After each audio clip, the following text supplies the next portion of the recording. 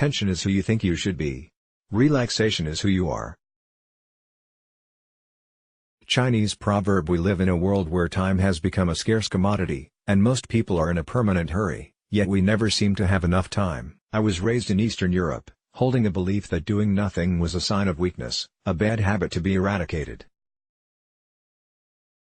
Sleep, of course, was necessary, but sleeping too much was pure laziness. Life was something to be lived, not to be slept through. Working hard was a virtue, stopping to catch my breath was not. To me, living life used to mean being in action, the desire for more. Going through memories of my childhood, I can see my mom always busy with something, cleaning the house, shopping for food, cooking several meals a day, taking care of the laundry and ironing. And, as if that wasn't a time job in itself, she had a time job at a hospital. I don't know how she did it and where she took her energy from, to be honest. Even today, when she is nearing her retirement, she thinks that keeping herself active most of the time comes along with personal strength.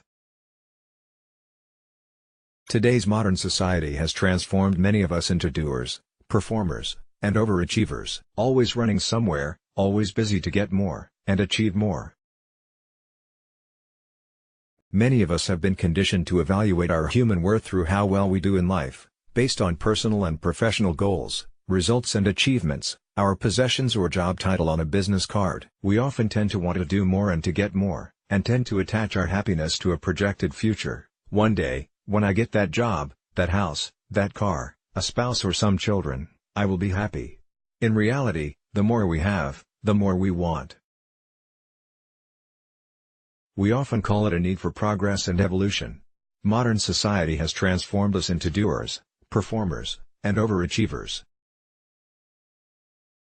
That's how I lived a high amount of my time. I spent 15 years of my life in the corporate world and used to define my worth through my social status and my profession.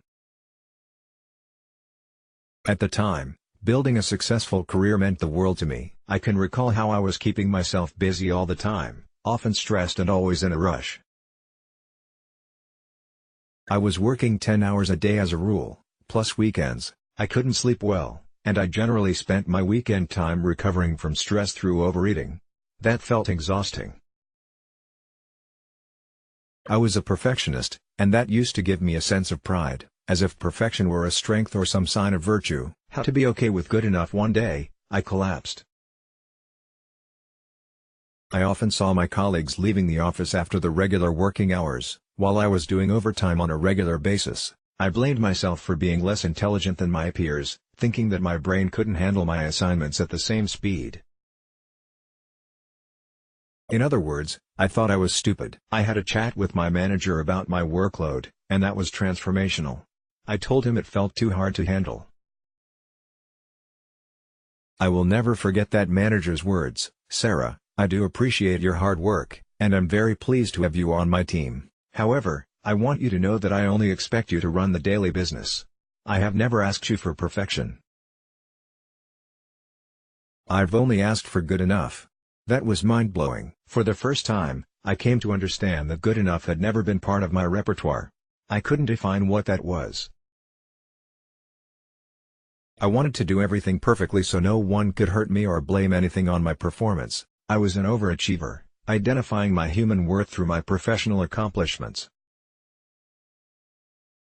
I was raising the bar so high that my body couldn't cope with the expectations I had set for myself any longer. Nobody else was responsible for my situation, but me.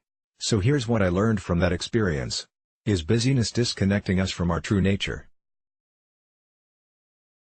The need for perfection is energy-consuming, and it can be exhausting for both body and soul. If this sounds familiar to you, please know that you will never get rid of perfectionism until you learn how to be okay with good enough. Progress instead of perfection. Today I aim for progress instead of perfection. I learn to embrace my mistakes as much-needed opportunities for growth. Whenever I fail at anything, that doesn't make me a failure because I am not what I do. My job is part of life and not life itself. I am not my profession, no matter how much I might love it. Today I am a life coach, in the same way I am a wife, a daughter, a sister, or someone's friend. I wear many hats, and so do you. Many people complain about spending too many hours at work and not having enough time for themselves. But, once they retire, they get the time they've always wanted and don't know what to do with it. It's not surprising at all, knowing that one of the most common questions people ask when making new acquaintances is, "What do you do for a living?" The trap of busyness. In reality, most of us need to work, and money is a much-needed instrument to survive. However, what is the cost we are paying for staying trapped in this busyness? What if we miss an essential part of our lives? What if we start disconnecting from our true nature? Practices of being in stillness, like yoga or meditation, have become kind of special nowadays, something we need to learn instead of following a natural need for stopping because we tend to forget how to be. I've been there myself in the past. It took me some years to get rid of the guilt for taking things slow or doing things I enjoy. It is time to release ourselves from the do-it-all mentality, to understand that taking care of my own needs, including long sleep, was not selfish. That was a learned practice. Today I know that is a vital part of life, to listen to my body and recharge the batteries of my soul, to set healthy boundaries with the outer world and say no to things I don't really want to do, to value my time as an asset, knowing that, once gone, it's never coming back. According to research, the people who live longest are located in Okinawa, Japan. I visited that place 2 years ago and wanted to learn more about their lifestyle. People there eat healthily and exercise. They don't stress much and have a social life, despite their age. That's what I also got to see during the years I lived in China and South Korea: people exercising, doing Tai Chi or Qigong, dancing or singing in the parks of Seoul or the big squares of Shanghai. They were keeping themselves active and spending quality time with like-minded people in their communities. I came to realize I am not Superwoman, and that is okay. I stopped trying to accomplish 100 more things in a day than anyone else, and I ceased comparing myself to others. My life is about me, and I don't feel like I owe anyone an explanation or apology for the way I am choosing to live it. I know I cannot be the same each minute of my life. We all have good and bad days. If I am ill or tired, my ability to focus and perform will decrease, and that is human. Doing nothing is an action. I decided to release myself from the do-it-all mentality, and doing nothing doesn't necessarily mean I'm lazy. As long as it comes from an empowering place of choice, my own choosing, doing nothing is an action. I often need time to relax and recharge, mind, body, and soul. The sentence "I don't have time" feels very disempowering to me. It's like allowing life to live me instead of me living it. If I can't find time for myself in my busy agenda, I make it. We all have 24 hours a day, and my wants and needs are important. We all need time to relax and recharge, mind, body, and soul. I make sure I take breaks between working hours. I am not a robot. Sometimes, I go out for a nice walk in nature. I play with my dog. I treat myself to a massage. I watch a good movie or read a good book. I listen to relaxing recordings, with my eyes closed. I take a good nap. I light a candle or some nice smelling incense. Jasmine is my favorite.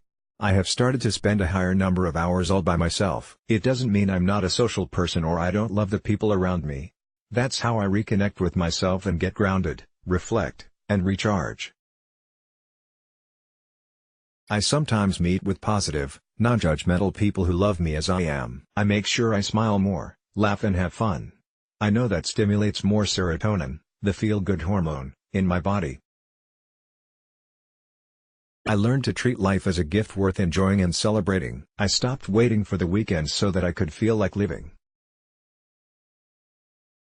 Today, I choose to see every morning as a fresh start, including Mondays, wonderful opportunities for me to learn new things and grow. My life is to be lived, not just about existing, and I choose to live it to the est.